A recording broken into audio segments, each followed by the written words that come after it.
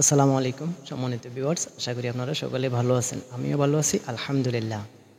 আমরা আজকে আলোচনা করব আমাদের প্রিপেড মিটারে অটো বিল পে কীভাবে বন্ধ করব। চলুন কথা না বাড়িয়ে চলে যাচ্ছি মূল ভিডিওতে।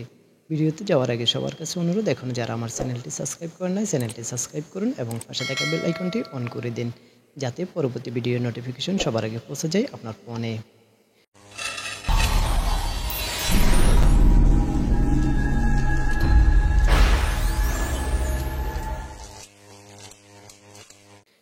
সম্মানিত ভিউয়ার্স, আমরা সর্বপ্রথম আমাদের ফোনে থাকা বিকাশ অ্যাপসটি ওপেন করে নেব। আমরা বিকাশ অ্যাপসটি ওপেন করে নিলাম। বিকাশ অ্যাপস ওপেন করার পর হাতের ডান পাশে উপরে বিকাশের যে লোগো চিহ্নটি রয়েছে আমরা সেখানে ক্লিক করব। বিকাশের লোগো চিহ্নতে ক্লিক করার পর আমরা স্ক্রল করে নিচের দিকে চলে আসব। এখানে লেখা রয়েছে অটো পে। আমরা অটো পেতে ক্লিক করব। অটো পেতে ক্লিক করার পর দেখতে পাচ্ছেন আপনার যে মিটার নাম্বারে অটো রিচার্জ হয়ে যায় সেই নাম্বারটি এখানে শো করতেছে।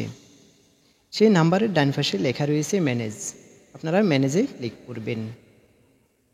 ম্যানেজে ক্লিক করার পর দেখতে পাচ্ছেন নতুন একটি ইন্টারফেস এসেছে। সেখানে রয়েছে অটো পে বন্ধ করুন। আপনারা এখানে ক্লিক করবেন। অটো পে বন্ধ করুন এখানে ক্লিক করার পর পুনরায় আমাদের সামনে আরও একটি পেজ এসেছে। সেখানে রয়েছে হ্যাঁ বন্ধ করুন। অবশ্যই আপনারা হ্যাঁ বন্ধ করুনে ক্লিক করবেন।